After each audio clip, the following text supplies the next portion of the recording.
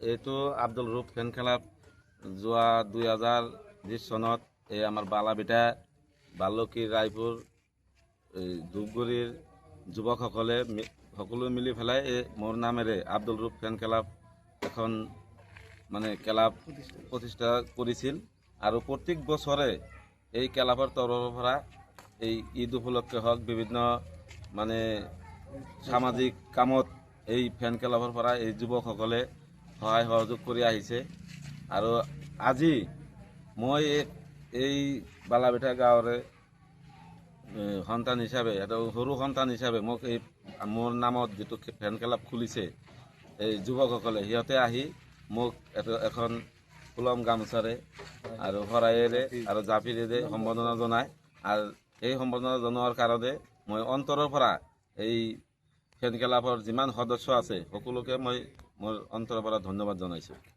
সমাগত মানে পবিত্ৰ ইছলাম ধৰ্মাৱলম্বী লোকসকলৰ বকৰি ঈদ এই সন্দৰ্ভত কি ক'ব?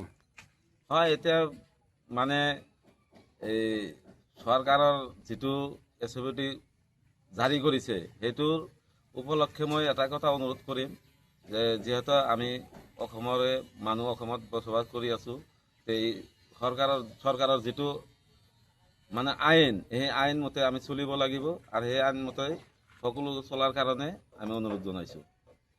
আজি যেহেতু আমাৰ 14 আব্দুল ৰূপ ফেন ক্লাবৰ উদ্যোক্তাত মানে অনাৰ তেখেতক আমি যিমানখিনি দিব লাগিছিল সিমানখিনি দিব পৰা নাই, তথাপি যিমানখিনি দিয়াৰ কাৰণে আমি চেষ্টা কৰিছিলোঁ। এইখিনি পাই তেখেতে নথৈ আনন্দিত হ'ব। যিটো আমাৰ বকৰি ঈদ আহি আছে, এই বকৰি ঈদ উপলক্ষে আমি এই সন্মানীয় আব্দুল ৰূপ ডাঙৰীয়াক আমি আজি জাপি শৰাই আৰু মানপত্ৰ দি আমি তেখেতক সন্মানিত কৰিলোঁ। আব্দুল ৰূপ ফেন ক্লাব বালাবিটাৰ তৰফৰ পৰা পবিত্ৰ ঈদুল আজহাৰৰ শুভেচ্ছা আৰু অভিনন্দন জনালোঁ। তেখেতৰ ভৱিষ্যত উজ্জ্বল কামনা কৰিলোঁ। তেখেতৰ পৰিয়ালবৰ্গক আমি সুকলমেৰে সুশান্তিৰে চলাৰ কাৰণে আমি দোৱা ৰাখিলোঁ। আল্লাই যাতে তেখেতৰ পৰিয়ালক আৰু তেখেতক চিৰস্থায়ীভাৱে জীয়াই ৰাখে তাৰে কামনা কৰিলোঁ। তেখেত আমাৰ সমাজৰ এক অন্যতম ব্যক্তি, যি ব্যক্তি লগত আমাৰ বিভিন্ন গাঁৱৰ মানুহ এই ক্লাবত জড়িত হৈ আছে।